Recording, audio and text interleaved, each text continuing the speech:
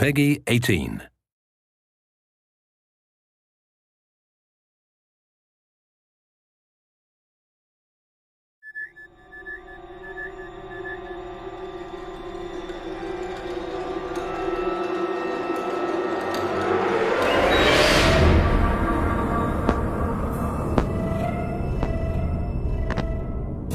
Essentially, tension comes from unanswered questions. Tension comes from anticipation.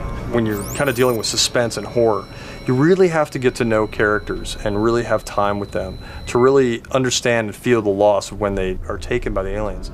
And that really lets us have a lot of different experiences and understanding of how scary these aliens are. And so this gives us a chance to really kind of get you involved and also be able to kind of pull the rug out from under you whenever there's a loss of a particular character or whatever it is.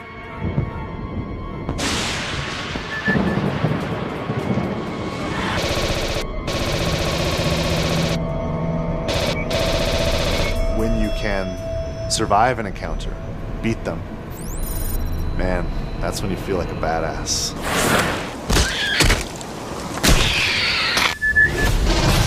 We're going to have a lot of different places than you've seen maybe in the movies. So we're going to be able to see places that you are familiar with, like Hadley's Hope. It's after the atmospheric processor has blown up, so it's been very torn up. Hey, Winter, you are a badass, man!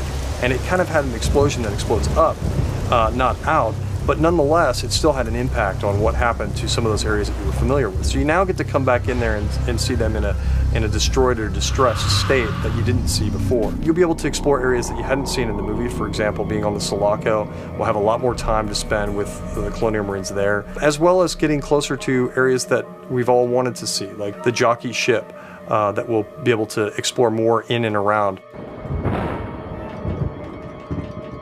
You want to have the lighting, the feel, the surfaces, the characters, the equipment, just everything that you would have seen in the movie. You want to have that be as accurate as possible. You know, Sid Mead did the original designs for the Sulaco, and he's helped us realize how the rest of that ship looks. Great. Now my friggin' tracker's broken. Just watch for red dots. That's what I'm telling you. Motion tracking, you know, that ping, and then when you hear the blip, when the aliens are actually in the vicinity.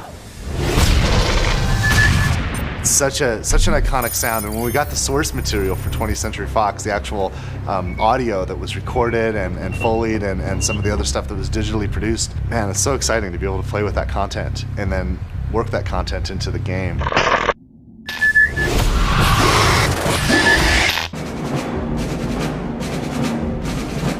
I think that Aliens fans, people who really love this franchise, are going to be really happy with the way in which we brought this forward. It's got a very strong story, it's got great action, it's got an interesting enemy. Fans should be expecting to be scared. They should be expecting to be excited. They should expect a lot of action, just like the films. They should expect an experience that is an interactive version of all the Aliens films that they've loved so much and finally realized in full 3D. You know, I've made a lot of video games, I've made a lot of action games, I've made a lot of games that involve shooting and games that involve soldiers, and I mean, and games that, you know, where we're saving the world from aliens too, frankly, and I gotta be honest, I've been stealing from aliens my entire career. You know, there's always lines from the movie or situations or events where we just borrow, and it's influenced all of us. It's influenced an entire generation. When we get to spend time in the real fiction, in the real canon, it's pretty exciting because we're not borrowing from it, we're building onto it and we're adding to it. So it's just a thrill to be involved.